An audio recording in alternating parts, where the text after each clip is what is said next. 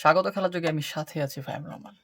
পাকিস্তানের ইউটার্নে উচ্ছ্বসিত ভারতের আকাশ চোপড়া এবং নানা জল্পনা-কল্পনার শেষে কিন্তু ভারতের খেলতে রাজি হয়েছে পাকিস্তান। আইসিসি, পিসিবি এবং বিসিবির ৩ পক্ষের যে একটা বৈঠকের পর আনুষ্ঠানিক যে ঘোষণা দিয়েছে পাকিস্তান সরকার এবং বাংলাদেশকে বিশ্বকাপ থেকে বাদ দেওয়ার পাকিস্তানি সরকার যে ডিসিশন থেকে অব্যাহতি করেছিল এবং বাংলাদেশ বিশ্বকাপ থেকে বাদ নেওয়ার শুরুতে ভারতের বিপক্ষে যে ম্যাচ বয়কটের সিদ্ধান্ত নিয়েছিল পাকিস্তান, সেটা কিন্তু ভারতের বিপক্ষে পাকিস্তান ম্যাচ বয়কটের সিদ্ধান্ত নেওয়ার বেকায়দায় পড়ে গিয়েছিল অলরেডি আইসিসি।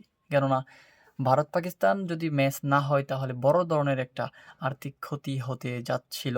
যার কারণে অলরেডি কিন্তু পাকিস্তান বোর্ডের সাথে আইসিসি দেখা করেছে এবং বাংলাদেশ ক্রিকেট বোর্ড বিসিবির প্রধান আমিনুল ইসলাম বুলবুল তিনিও কিন্তু পাকিস্তানের সেই বৈঠকের মধ্যে বিসিবির এবং পাকিস্তান এবং আইসিসির সাথে যে জরুরি বৈঠক সেখানে গিয়েছিল এবং সেখানে বাংলাদেশ সরকারকে ৩টি প্রস্তাব দাবি করেছিল। সেটির মধ্যে আমরা দেখতে পেরেছি যে বাংলাদেশের যে আর্থিক ক্ষতি সেটা কিন্তু দেওয়া হবে এবং বাংলাদেশ একটি ২০২৭ সালের মধ্যে একটি বিশ্বকাপ আয়োজন করতে হবে। সেখানে হোস্ট হবে বাংলাদেশ এবং ভারত যৌথভাবে।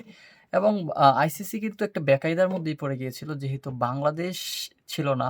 এখন অলরেডি আমরা দেখেছি মাঠের মধ্যে ক্রিকেটের সেই আমেজটা নেই। ক্রিকেট খেলা দেখতে কিন্তু তেমন কোনো দর্শক মাঠে দেখতে পাচ্ছি না। আমরা বাংলাদেশ আ না থাকার কারণে পাকিস্তান শ্রীলঙ্কা ম্যাচ কিন্তু শ্রীলঙ্কা অলরেডি যেহেতু দর্শক ছিল না সেই কারণে দর্শক টানতে তারা ফ্রিতে এন্ট্রি দিয়েছিল। ফ্রিটি খেলা দেখার জন্য কোনো টিকেট চার্জ নেয় নাই।